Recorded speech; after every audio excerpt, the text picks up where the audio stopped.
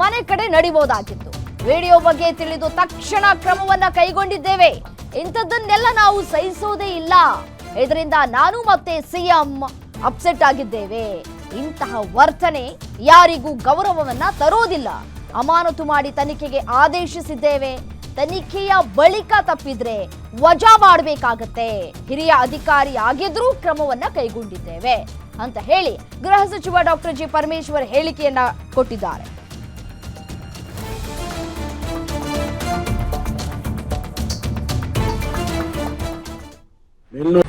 ತಕ್ಷಣ ನಾವು ಇದರ ಬಗ್ಗೆ ಕ್ರಮ ತಗೋಬೇಕು.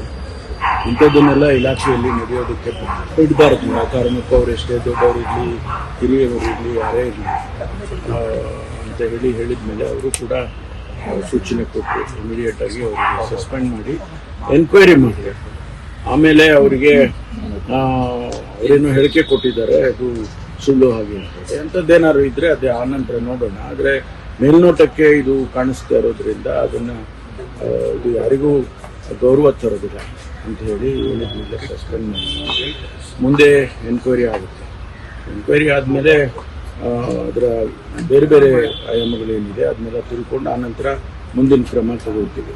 ಬಂದಿದ್ರಂತೆ ನಾನು ನೋಡೋಕ್ಕಾಗಿಲ್ಲ, ನೋಡ್ತಾನೂ ಇರಲಿಲ್ಲ. ಯಾಕೆಂದರೆ ಇಂಥ ಸನ್ನಿವೇಶದಲ್ಲಿ ನಾವು ಭಾಳ ಇದಾಗಿ ಇರಬೇಕಾಗ್ತದೆ. ಅದಕ್ಕೋಸ್ಕರ ನಾನು ಅದು ಮುಂದಿಂದು ಕ್ರಮ ಬೇರೆ. ಮುಂದೆ ತನಿಖೆ ಆದಮೇಲೆ ಏನು ಬೇಕಾದರೂ ಆಗ್ಬೋದಲ್ಲ, ಅವರು ಡಿಸ್ಮಿಸ್ಸು ಆಗ್ಬೋದು. ಅದರಿಂದ ಈಗ ನಾವು ಇಮಿಡಿಯೇಟ್ ಆ್ಯಕ್ಷನ್ ತಗೊಳ್ಬೇಕು ಅಂತೇಳಿ ತಗೊಂಡಿದ್ದೇವೆ.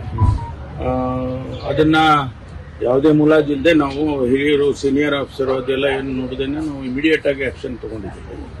ಅದಾದಮೇಲೆ ತನಿಖೆಯಲ್ಲಿ ಏನು ಬರುತ್ತೆ ಅದನ್ನ ನೋಡಿಕೊಂಡು ಮುಂದಿನ ಕ್ರಮ ತಗೊಳ್ತೀವಿ. ಸರ್, ಇಂಥ ಘಟನೆಗಳು ಪೊಲೀಸ್ ಇಲಾಖೆಗೆ ಎಷ್ಟು ಮುಜುಗರ ತರುತ್ತೆ? ಖಂಡಿತವಾಗಿ ಪೊಲೀಸ್ ಇಲಾಖೆ ಒಂದೇ ಅಲ್ಲ, ಯಾವ ಇಲಾಖೆನಲ್ಲಾದರೂ ಕೂಡ ಅದು ಯಾರು ಅದನ್ನ ಒಪ್ಕೊಳ್ಳಲ್ಲ. ಅದರಿಂದ ಅದಕ್ಕಾಗಿ ನಾವು ಇಮಿಡಿಯೇಟ್ ಆಗಿ ಆಕ್ಷನ್ ತಗೊಂಡಿದ್ದೀವಿ.